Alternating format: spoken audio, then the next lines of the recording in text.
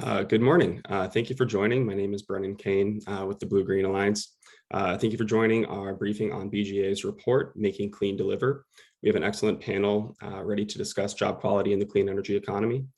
Before I hand it over to our panelists, I just would like to go through a couple of housekeeping notes. First, we will have opening remarks from our panelists and an initial discussion, and then move into our Q&A portion of the event. If you have questions for our panelists, please write your questions in the Q&A function with your name, your office or affiliation, and for whom the question is for. We will then try to get through all of the questions by the end of the hour. Second, this webinar is being recorded, and a copy of the recording will be made available on our website after we wrap at bluegreenalliance.org. With that, I will pass it over to our Executive Director, Jason Walsh. Thank you, Brennan. Before we get to the briefing at hand, let me take a moment to recognize that yesterday we lost a champion of working people, Richard Trumka, the president of the AFL-CIO. Rich began his career fighting for the rights of mine workers, as many of you know, and rose to the head of the AFL, where he spent every day lifting up the voices of working people to ensure that their work is fairly compensated and their jobs are healthy and safe. He has my organization's and our partners' undying gratitude, and he will be sorely missed. So on that somber note, thank you for joining the BlueGreen Alliance for today's briefing on a topic Rich Trumka cared a lot about, as does President Biden: how we can ensure that investments to build back better translate into good union jobs and a stronger American manufacturing base in the clean energy economy. My name is Jason Walsh. I'm the Executive Director of BGA. I am joined today by an excellent panel of labor leaders and policy experts. Mike Monroe, Chief of Staff for North America's Building Trades Unions; Roxanne Brown, International Vice President at Large for the United Steelworkers; and Jesse Jenkins, Assistant Professor of Mechanical and Aerospace Engineering at the Andlinger Center for Energy and the Environment at Princeton University, and the author of a recent study on high-road labor standards in the clean energy economy. For those of you who don't know us, BGA is a partnership of labor unions and environmental organizations. It's our foundational belief and guiding principle that Americans should not have to choose between good jobs and a clean environment. We can and must have both. We are now in a unique moment to embody that principle in the policy choices we make. We can address the climate crisis and create good jobs and a more just society as we work to rebuild our economy and recover from this god-awful pandemic. Over the last decade and right now, we are witnessing, some of us are living through, the worsening impacts climate change is having in our communities. The science is unambiguous. We must get to net zero emissions by 2050 and ensure we're solidly on that path by 2030. As we've worked to drive down emissions, we've seen examples of how clean energy investments can spur economic growth and high quality job creation across the country. For example, a unionized crew of tradespeople built the Block Island offshore wind project off the coast of Rhode Island. Union auto workers on factory floors across the country are building cleaner cars and trucks. And workers in cities like St. Louis and Los Angeles are gaining access to high-skilled jobs in energy efficiency retrofitting, in pipe fitting, and in transit manufacturing. But we are not moving nearly fast enough to make the necessary investments to meet our climate goals, and not enough of the new jobs that have been created or promised in the clean energy economy are high-quality family-sustaining jobs. Today, we are releasing a report, as Brennan said, Making Clean Deliver, improving clean energy job quality and growing the clean energy manufacturing supply chain in the United States, which analyzes the current landscape of clean energy jobs in this country and how we can make them better. We think this report is particularly relevant right now as Congress debates federal clean energy tax policies as part of budget reconciliation legislation. And in particular, how these policies can be designed to ensure we are deploying the technology needed to meet our climate goals while ensuring jobs created in clean energy sectors are high quality union jobs and that investments drive growth in US manufacturing. We can do this by extending and strengthening key clean energy tax credits and coupling them with high road labor standards as well as Buy America policies to spur utilization of domestically sourced materials and clean energy projects. We have a range of policy tools that are proven for raising wages, building career pathways, and increasing access to good construction jobs. Prevailing wage standards, registered apprenticeship programs, as well as project labor and community benefit agreements, which often include local hire provisions, targeted hire of low-income or disadvantaged workers, and the creation of pre-apprenticeship pathways into long-term careers in the building trades for these workers. Attaching these tools to public investment in clean energy can help ensure that these investments translate into good jobs and careers that are accessible to all Americans. Policymakers must also ensure the taxpayer dollars translate into domestic manufacturing to produce the components and materials that go into these projects. Countries around the world are rushing to capture the manufacturing and jobs benefits of the global shift to clean energy. But too many of the solar panels, solar components, EV components, and parts and materials for wind turbines are manufactured overseas and imported, sometimes under deplorable conditions. Decades of bad policy, offshoring, and outsourcing have weakened supply chains and cost American jobs. We need action and investments now to rebuild these vital supply chains, grow jobs in our country, and position US manufacturers to lead the world in the most important global economic race of our time. This includes policies that both increase the demand for domestically produced clean technology, like Buy America, as well as supply side incentives to grow and support American manufacturing and supply chains. And we can target all of these investments in ways that help ensure equity by maximizing the benefits of job growth in clean energy sectors for low-income workers and workers of color, as well as for communities disproportionately impacted by pollution, deindustrialization, and energy transition. Finally, we can do all these things while still meeting our climate goals. You will hear from Professor Jenkins about his recent research that finds increasing wages for workers and increasing domestic content will not appreciably increase the cost or slow down the pace of solar and wind deployment. While wages in these industries would see, workers in these industries would see significant benefits, including billions in higher wages and hundreds of thousands of new jobs.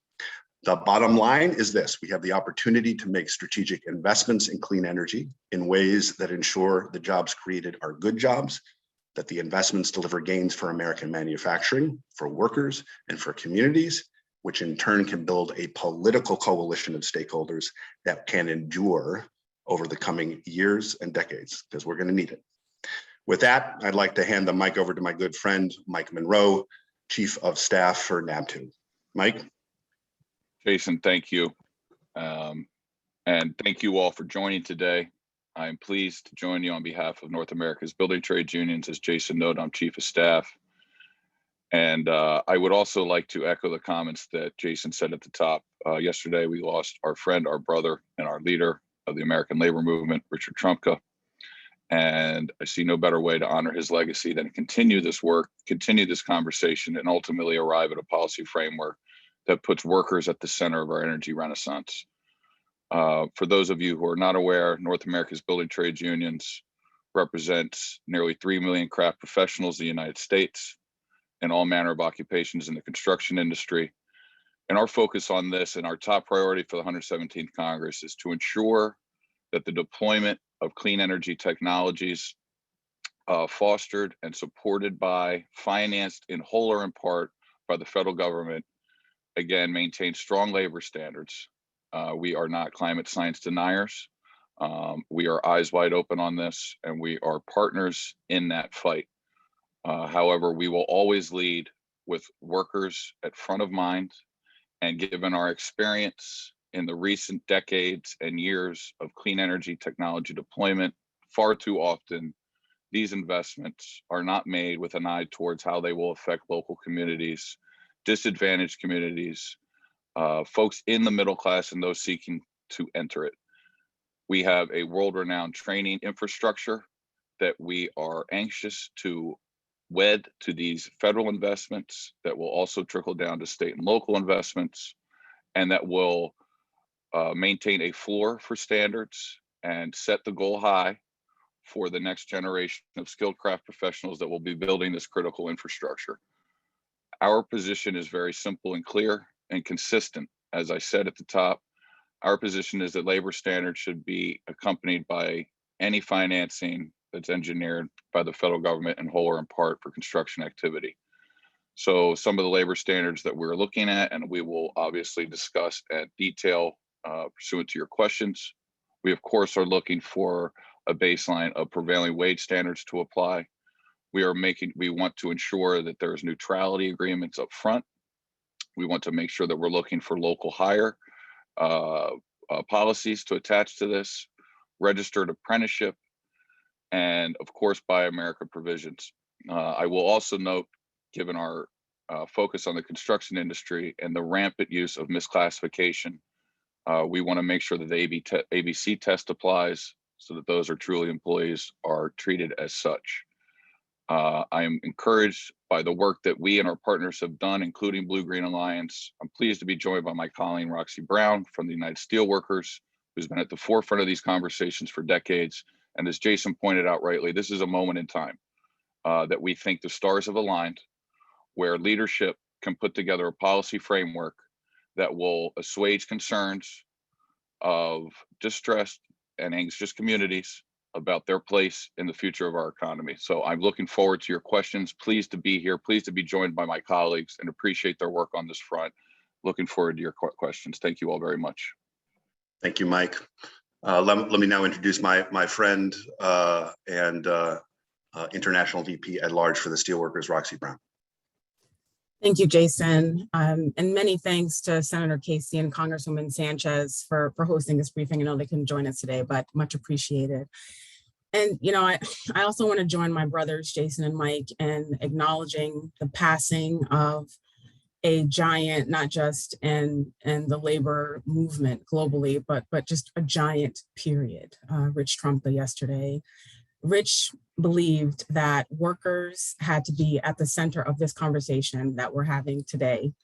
And he knew that we were on the precipice of workers leading the growth of this clean energy economy that we're talking about. So we continue that work in his honor and just acknowledge the great path that he blazed for all of us in this conversation. So, you know, we're talking about clean energy job quality, and this conversation has been happening for many years and has taken on different iterations. But the goal of our union and the labor movement has really always been the same, and that has been to help shape and advance worker-inclusive clean energy policies. And as a union that represents workers literally across every sector of the manufacturing spectrum, I often say that we are the union of everything because our members make everything that you can think of when it comes to manufacturing. We've spent much of our policy focus for decades on those policies that help to bolster, revitalize, and grow domestic industries like steel, aluminum, and cement. Domestic content preferences, or Buy America, that Jason mentioned earlier, is one area where we've done a lot of work to expand and improve on policy intended to encourage the use of the products and components that steelworker members make across our country every single day that go into infrastructure systems and others.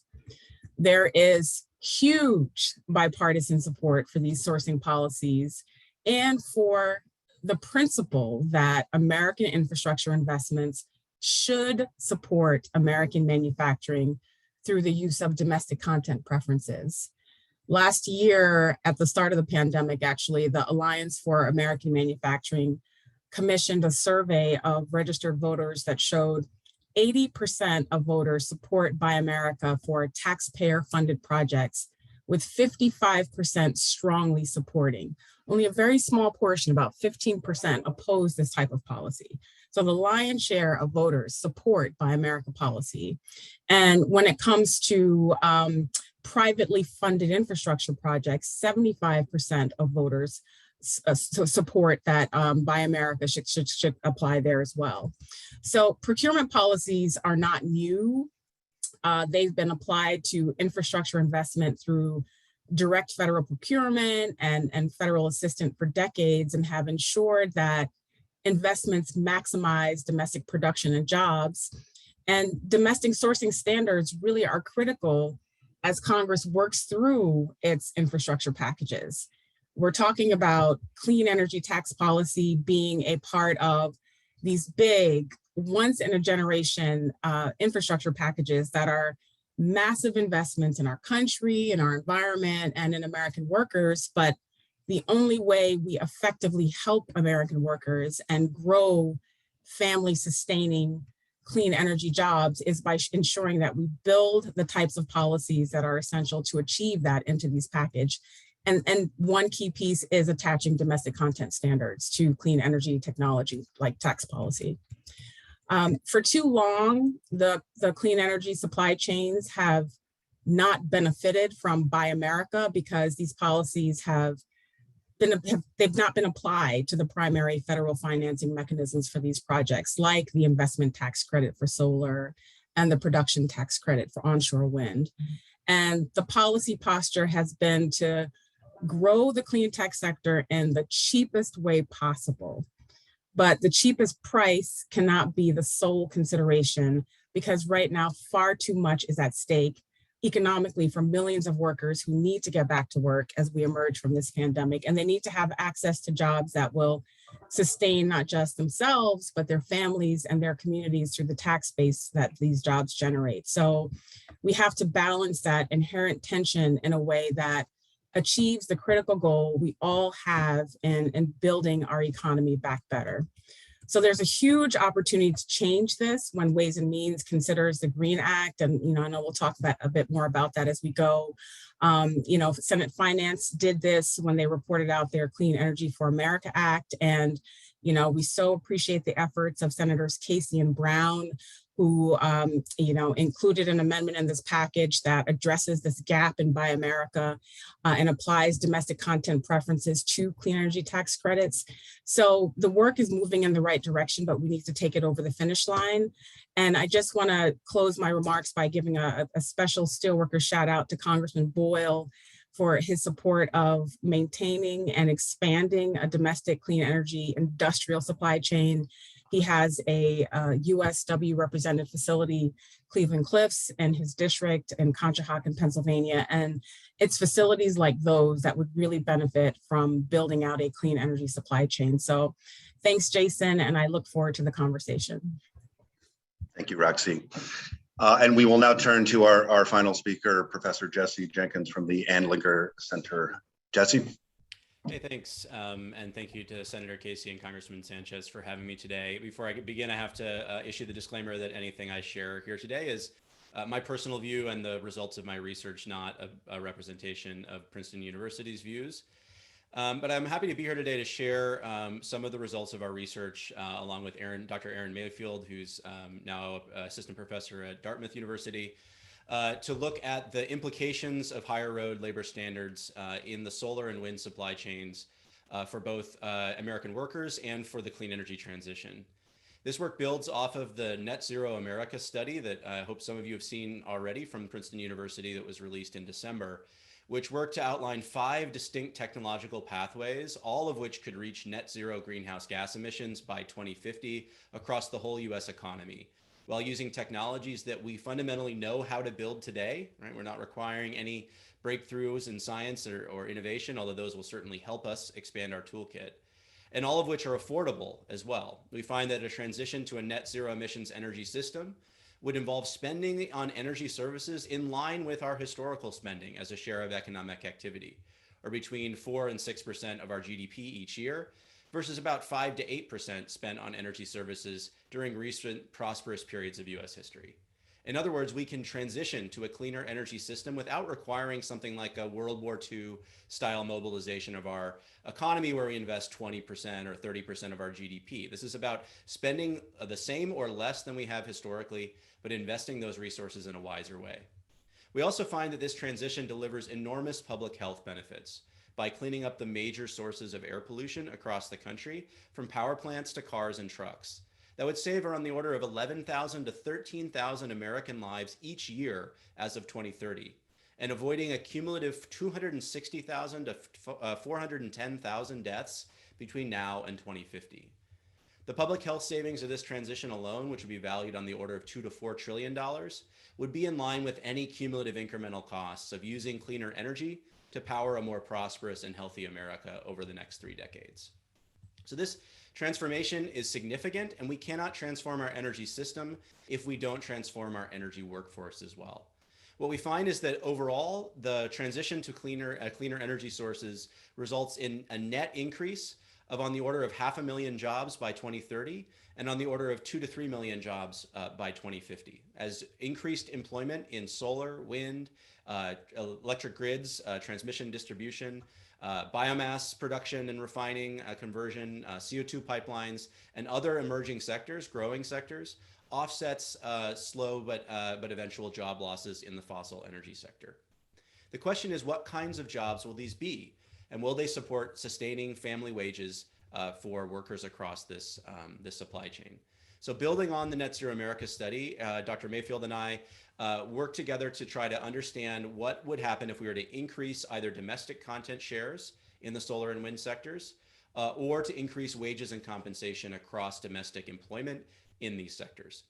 What we found is that increasing compensation in these sectors and increasing domestic content shares results in very modest increases, perhaps surprisingly for some folks, in the final installed costs of utility solar or onshore or offshore wind projects.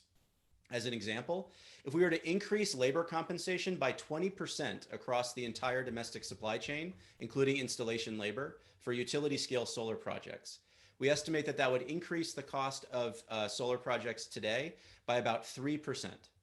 So while we see a 20% boost in wages, which would be on the order of $12,000 of annual increased income or compensation for workers in the sector on average, we'd see only a 3% increase or a few cents per watt of installed solar projects. Additionally, today we have relatively low domestic content across the solar sector, with only about 11% of module assembly in the US and about 38% of cell manufacturing, with virtually no polysilicon or wafer manufacturing in the US today.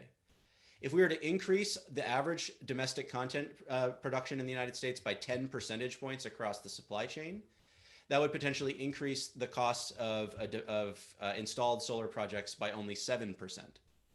In the process, it would create tens of thousands of new jobs across the domestic supply chains.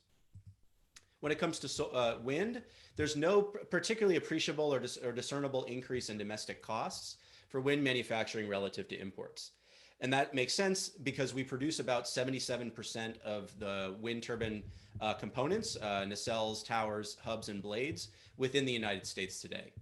And so we are already competitive in this sector, and we have a significant US manufacturing base. But if we were to increase that domestic content again by 10 percentage points and pay 20% more across the entire wind supply chain, we would see the cost of wind farms go up by only 5%.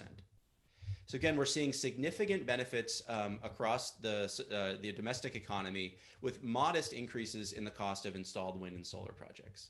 So there is a trade-off here, right? But it is perhaps nowhere near as severe as is commonly assumed between high road standards for employment or domestic content and proceeding towards our clean energy goals in an affordable manner. And in fact, the scale of these potential increases in costs is certainly in line with the level of public support that these technologies have received, or the potential increased support that is being considered under certain legislation today.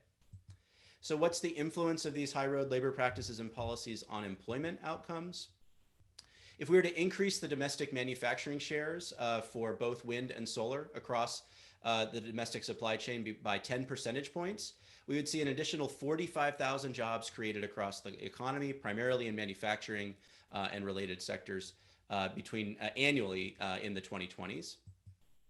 And if we were to increase wages by 20 percentage points across the current domestic manufacturing or domestic content share and supply chain, we would see an increase of $12,000 to $13,000 annually in wages per worker for the solar and wind sectors.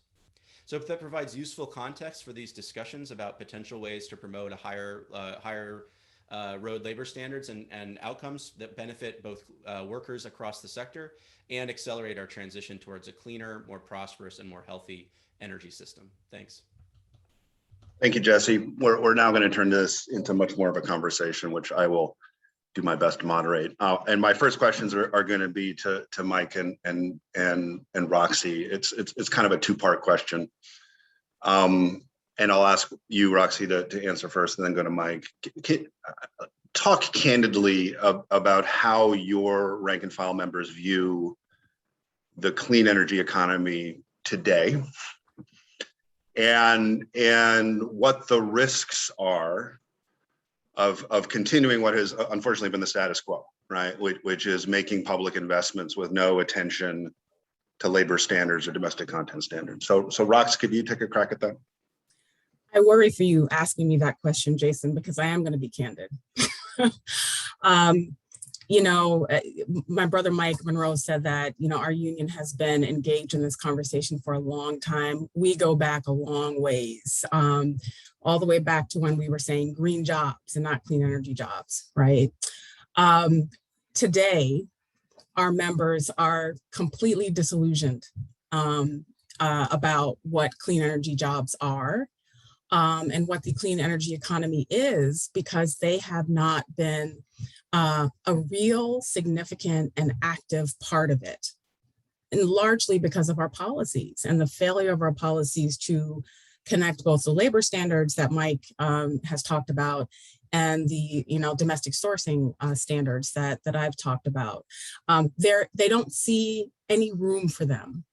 You know, every day they're getting up and we tell them, you know, the products that you make will go into, can go into wind turbines and solar panels and efficiency systems and all of these things, but they're not seeing that. And, in fact, they're seeing the reverse. And an example that we've talked about, a few times is our members at a facility in Ohio called Rotec make bearings.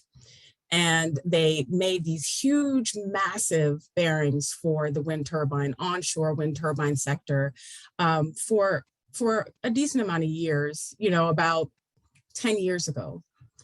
That business went from here to here, where it's maybe 1% of their business right now. And largely because we've allowed bearings for onshore wind to be sourced elsewhere. So we've lost that domestic capacity to manufacture really at a large scale the types of bearings that we need for onshore wind and offshore wind, because we've ceded it to other nations. So that's been my members' experience. So when we are having this conversation with them, it's hard to have it because they don't believe us anymore. They don't believe policymakers anymore that this economy actually is for them.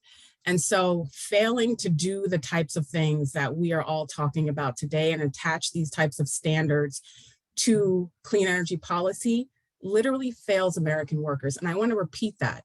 We will fail millions of American workers if we do not do what we're talking about today in terms of attaching these standards to these policies to create the types of jobs that sustain families, not just allows them to get by, and then they have to work 2 or 3 of those jobs. We're talking about one job that can sustain a family and a community. So Jason, I'm sorry. See, I told you shouldn't ask that question. See, sorry.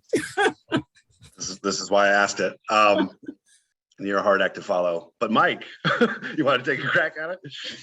Thank you, Jason. And thank you, Roxy. I think, that pretty well captures it. And I would just say very simply, there's a lot of skepticism from our rank and file about clean energy deployment and the clean energy economy, so-called green jobs. I think we've had enough data and real world experience to know that a future that, and for shorthand, generally would be cutting the wages and benefits of construction workers is neither attractive nor compelling. And as Roxy points out, there's been a lot of promises. We hear a lot of rhetoric about our members and broadly the American worker being the best in the world. Well, we should acknowledge that and support them. And our members, our leadership, are solely focused on the economic well-being of our members and their families. And we are tired of seeing or supporting the status quo or public policy regimes that in essence take our members' tax dollars and accelerate a race to the bottom for standards in the construction industry, or purchase or subsidize the importation of solar panels made in China or elsewhere. We know we can compete. We know we can outpace the rest of the world.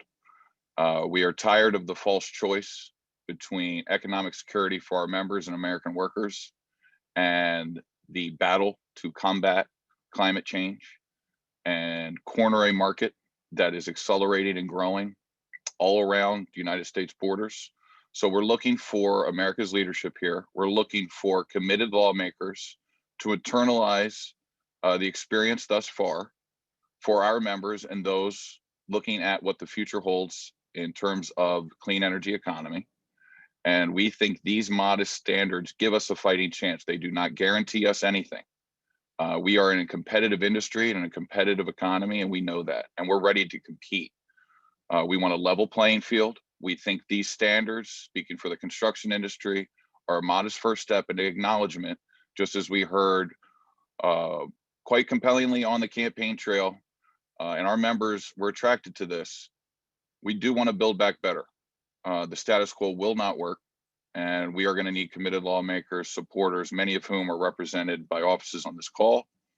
And so I would surmise by saying there is skepticism, but there's hope, and they believe in their leadership to help forge consensus on a path forward for them and their families and their rightful place in the future of the clean energy economy. Thank you both. Jesse, we appear to be maybe on the cusp, although it changes hour by hour, of passing a bipartisan infrastructure package. And we are moving to a next piece of legislation that would be moved by Democrats through reconciliation. That would include even stronger, more directed investments to shift our economy and meet our climate targets. Can you talk a little bit about why that is so important and the risk in terms of meeting our climate targets of not making those investments? Because I mean, let's just be honest, right? We are already hearing people who have participated in the bipartisan negotiations saying, well, maybe, right? Or 3.5 trillion, what about that deficit? Selectively worried about deficits. I'm just wondering if you could talk about that a little bit. Yeah, so I mean, if we want to hit our climate goals here and transition to a cleaner energy system that, again, as I said, saves tens of thousands of American lives each year, and has the potential to increase domestic production and employment across the energy sector, we need to make that transition today. We are already behind effectively in the pace to get to net zero by 2050 or to a 50% reduction in emissions across the economy by 2030, as the Biden administration is committed to. And so we need transformative policy now. What we found in the Net Zero America study is that to get on track to net zero by 2050, over the next decade, we need public policy to unlock on the order of $2.5 trillion of additional investment in clean energy sectors. That's above and beyond what we found in our modeling would be unlocked by a current policy scenario. So that doesn't mean the federal government has to spend $2.5 trillion directly on wind or solar or clean energy manufacturing or transmission lines, but it does mean that additional public policy beyond what we have today and far beyond what's in the bipartisan infrastructure bill needs to be implemented in the next year in order to start unlocking those investments, and that investment needs to be sustained over the decade. And that involves hundreds of billions of dollars of investment in transforming our power system, including expanding wind and solar power, and the transmission system, all of which, again, have the potential to create good jobs, but only if public policy directs us in that direction. So the clock is ticking, and if we don't see policy passed this year, whatever form it takes, it's very unlikely that we'll be able to keep up the pace to get on track for net zero. We'll be falling further and further behind. Thank you, Jesse. Roxy, let me turn back to you and let's talk about domestic content. The question comes up and has come up as we've had these conversations about domestic content standards. What do we make? I mean, some of this is, like there actually are some people who think we don't make stuff anymore, but But there's also kind of a very legitimate question of, are we, do we have manufacturers? Do we have workers who can make this stuff? And I'm just wondering if you could talk a little bit about that from a steelworkers perspective. Absolutely. Thanks for the question, Jason. And, so related to that, going into this whole conversation about infrastructure this year, because we knew everyone would be talking about infrastructure this year, we did a really deep dive into what we call our contracts database in our union, where we look at every single steelworker represented facility that we have. And we looked across each and every one of them to see what they make and how what they make lends to infrastructure broadly, and that includes energy infrastructure. And what we found is that, our members are deep. They roll really deep and are everywhere across the infrastructure really system. And we make, the steel, obviously, that we've talked about. We make the glass, we make the aluminum, we make the copper, we make the coatings that can be used to go on to wind technology and also solar technology. I mentioned road tech already, where we make the bearings. We make the basic products all the way to the components that are necessary for all of these systems. We literally make everything. And where we don't make the things that are needed, that's why we need policies like we're talking about right now to be a pull to bring those technologies and those components back here. If you build it, so this whole system of the clean energy economy that we're talking about, if you build a system and you build a system that supports domestic manufacturing, not only will you bolster the manufacturing that's already here, that's already being done by steelworker members, but you will attract additional manufacturing to make the additional things that we need to support the clean energy economy.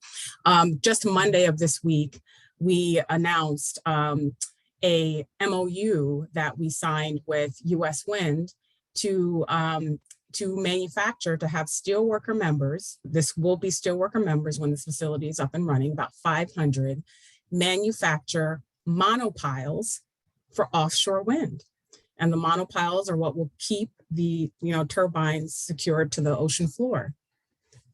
A system has been built to a degree, enough to attract those types of jobs to the ground of a former Bethlehem steel mill in Baltimore that will be steelworker jobs. That's great. That's one piece of it, right?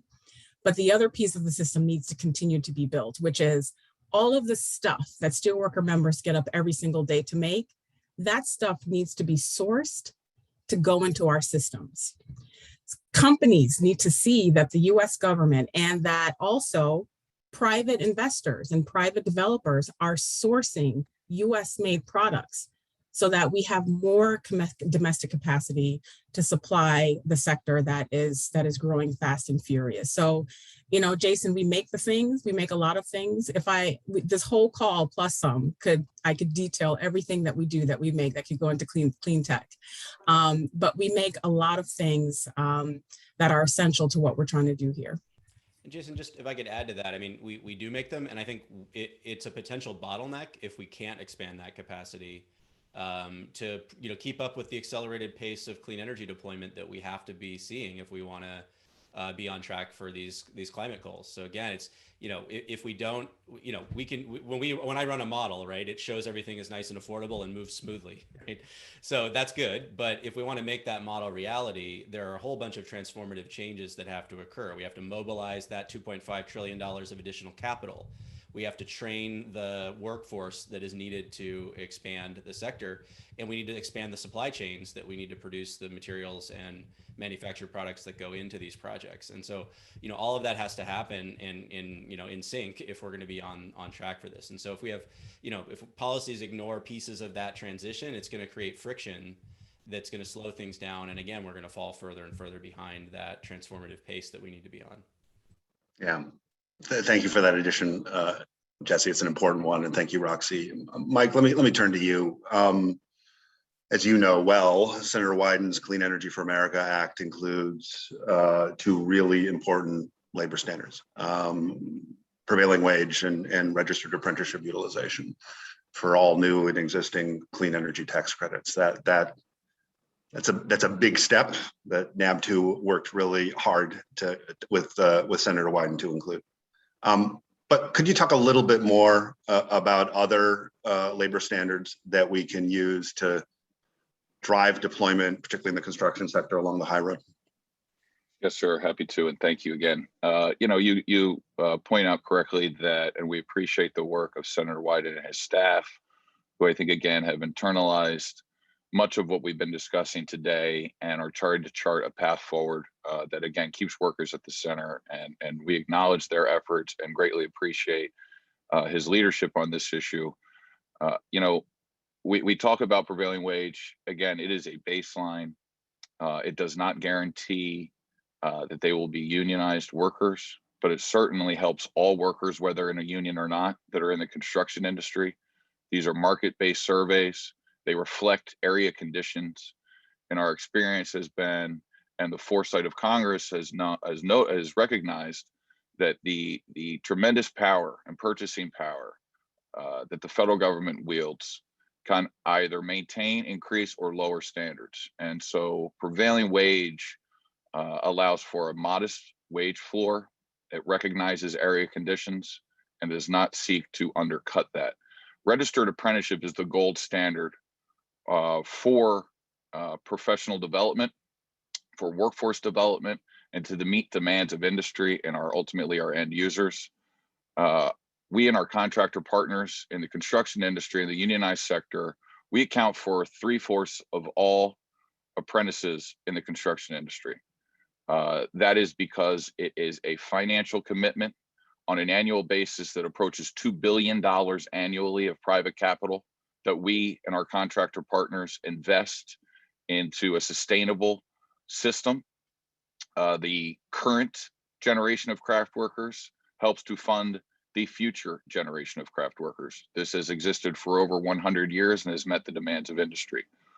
What we find very appealing about this moment in time is that connecting that world-class training system to the work that we've done with our community partners and propping up and the expansion of and the prevalence of registered apprenticeships that are tied to apprenticeship readiness programs. We work with a range of community partners to make sure that investments that are made in the community, both public and private, large and small projects, increasingly are tying these apprenticeship readiness programs that are exclusively focused on recruiting communities of color, women, veterans into the construction crafts.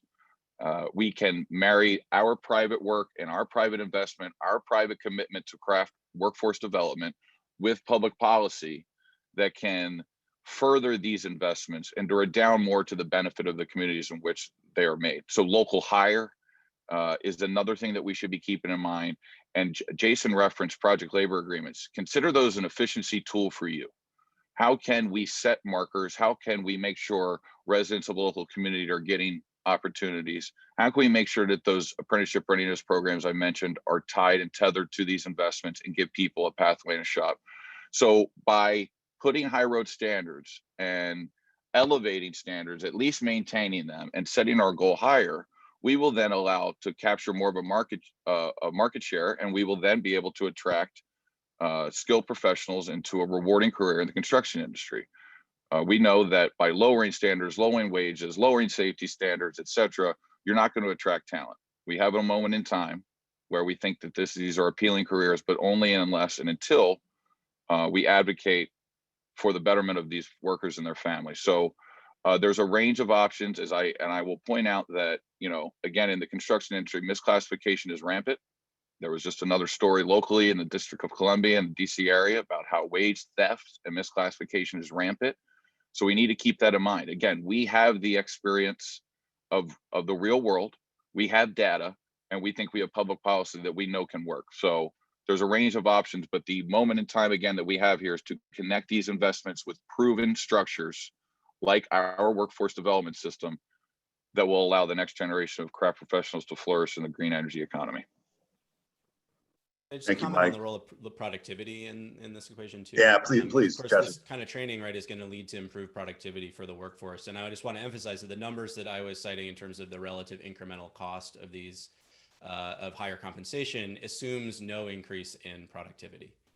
And of course, we've seen in states with prevailing wages that worker productivity is on the order of 14 to 33% higher, right? And so if we're talking about a 20 percentage point, hypothetical increase in wages, and we're seeing a roughly 20% increase in productivity when we see prevailing wages, then the net effect of that is actually zero, right? We can see productivity offset the higher compensation per worker.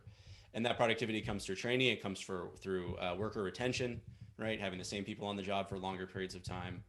And so I just think it's important to note that our analysis was assuming flat productivity, right? So changes in wages with no corresponding change in productivity. But that's of course not what we see often in practice, right? So the impacts we're presenting are really upper bounds, and even those are fairly small. Yeah, I'd actually like to talk about that a little bit more from a climate standpoint. And Jesse, if you have any thoughts, or Mike, if you have any thoughts, because there's a direct link, I would argue, between productivity and the skills of workers and actually getting the emission gains that we need to get, right? The difference between a properly installed and maintained, let's say HVAC system, right? And one that is not properly installed and maintained at a climate level is the difference between the emission reductions that are promised and modeled and no emission reductions at all, or minimal emission reductions. So much so that actually in states like California, and we've done a ton of work on this, for the installation of certain energy equipment, we advocate for and have successfully won with our partners, skill certification requirements, right? To install this stuff, to make sure it's actually installed the right way so that we get the benefits. Mike, I don't know if there's anything you wanted to add to that. Well, look, yeah, I think picking up on what you and Jesse had said, productivity and safety gains, we live in a very cost conscious environment and industry, and our contractors are trying to compete, and we want to make sure that they're successful and can compete. And so productivity needs to be factored in, which is again tied directly to their first class, world renowned training infrastructure. Safety incidents are down, right? So that's all money. Again, the pie, and Jesse's research has pointed out, the pie won't change. It's the overall pie won't. It's what kind of slice is going to be broken off for workers. And again, I mentioned project labor agreements. Everybody on these projects has contracts, suppliers, lawyers, Porta-John suppliers. Why can the workers not have a contract? And that's all we're talking about. Make sure that they're at the center of this. So absolutely, productivity gains must be accounted for. Safety must be accounted for. And our contractors have known this for over 100 years. For every dollar that they invest in workforce development, they're getting almost $3 in return on economic activity. So we know this works, and we want to make sure that lawmakers have this in mind as they're crafting public policy. I want to talk a little bit more about equity, which Mike, you talked about a little bit, and we've spent most of our time on this call talking about the fact that we actually can drive big investments along the high road. That's kind of a macro level discussion, right? And I think we care just as much about the equitable distribution of those gains, right, across different groups of workers, different populations, and different parts of the country, right? So we're kind of lifting all boats here as we make this shift.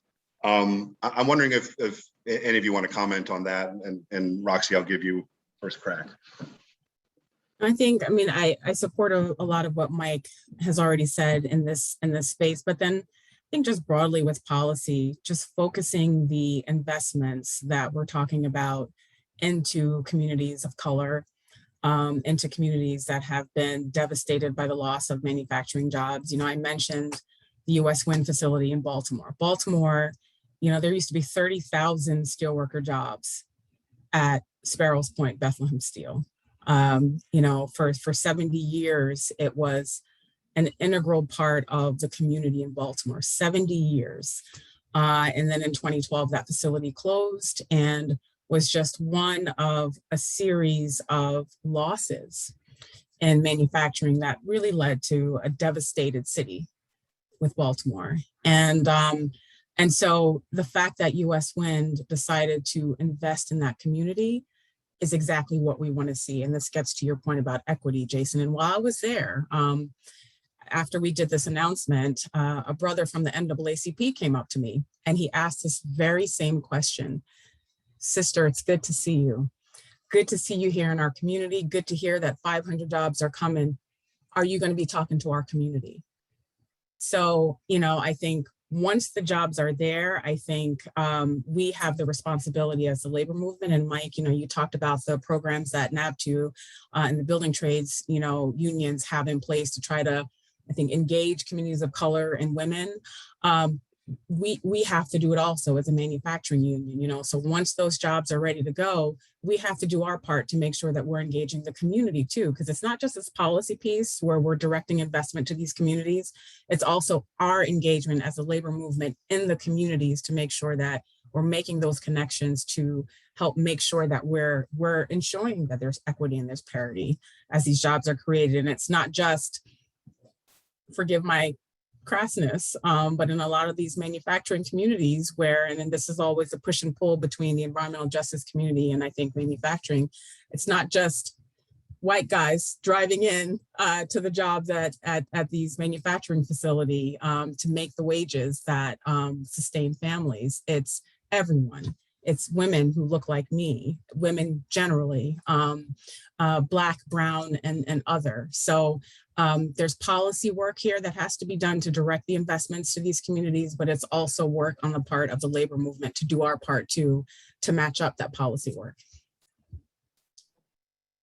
Thank you. So I actually want to turn to some of these questions from the audience, which are good questions. There are a couple of questions about state examples of implementing clean energy deployment with labor standards. I will just quickly take a crack at that. Yes, we have examples. We need more, and the federal government can be a model in this regard, but we have examples from Washington State, from Maryland, from New York State, of implementing things that sometimes they're called renewable portfolio standards, clean energy portfolio standards, with key core labor standards attached to them, which is exactly the kind of thing that we are proposing at the federal level, and we have a precedent for it, right, from some of our laboratories of democracy.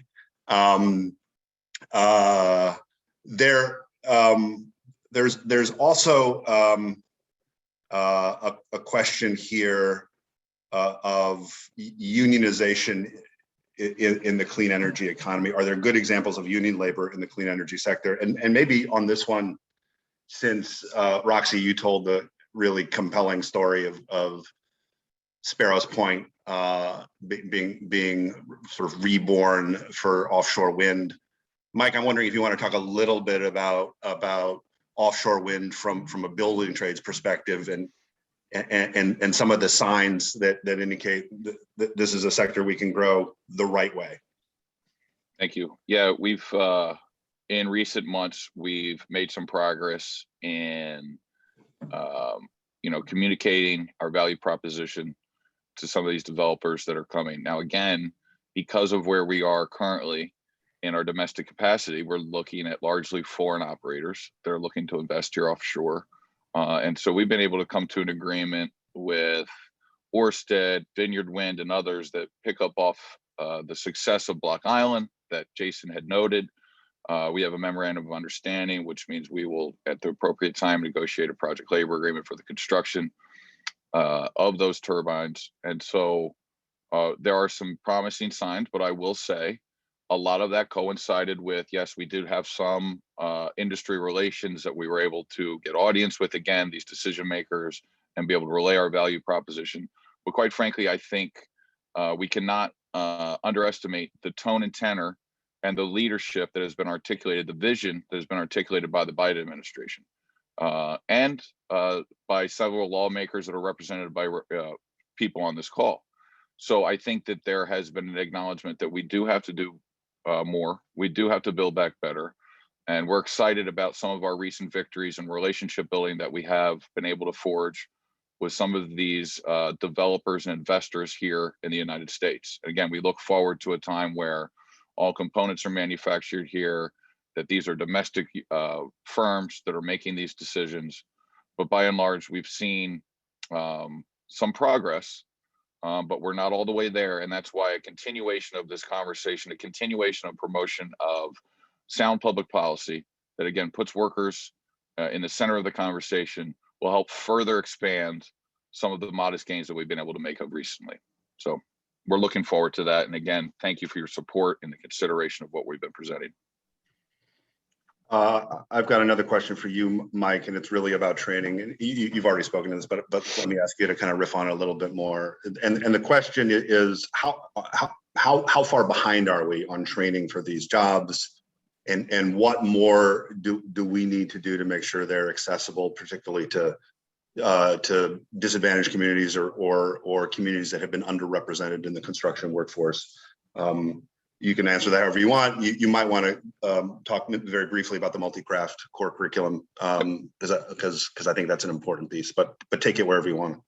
Yep. And I think that we've had this conversation where people have asked, well, these are new technologies. Can you do this, do that? If you can imagine it, if you could draw it up and you think you can engineer it, we can build it. And our apprenticeship system ensures that we can meet the demands of the industry and that we are up to speed on the latest and greatest technologies and how they're being applied in procurement and the development of projects, physical or otherwise.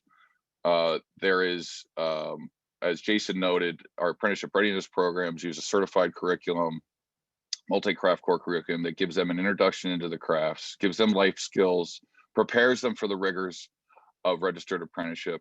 Construction industry is dangerous, demanding, but rewarding work if done right. And so we think there's a moment in time, particularly where there's much discussion about the cost of college and coming out with debt that you are saddled with for perhaps several decades.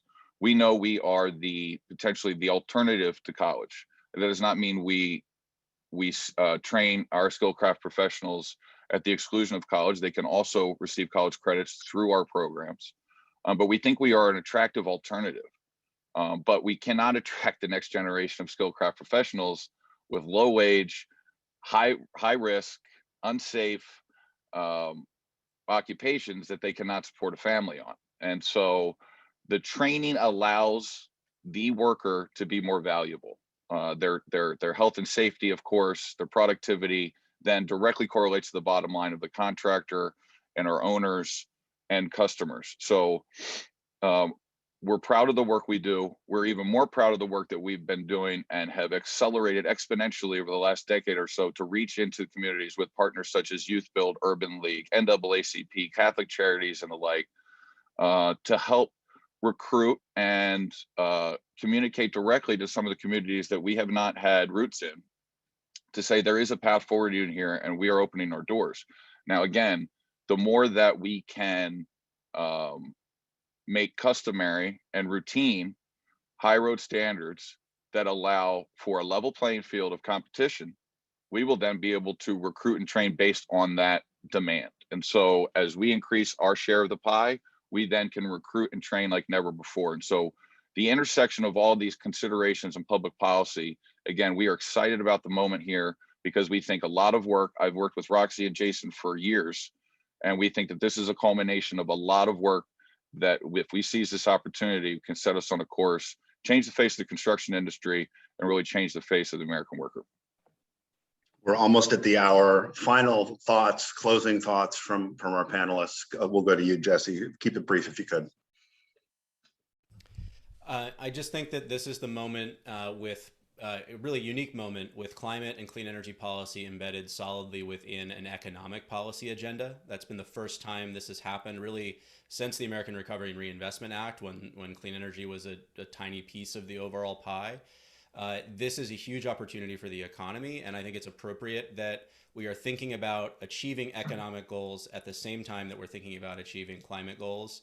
and we're thinking about the equity implications of this, the implications of these policies on addressing inequality across the economy. So we have an opportunity to do all of those at once with the forthcoming legislation and Build Back Better policies. And so I think it's exciting to see that, and I hope our research provides some foundation, some quantitative foundation for some of the trade-offs and opportunities that are inherent in the current political moment and policy moment. Roxy. Sure, I'll just say briefly that, policymakers and all of us can effectively walk and chew gum at the same time.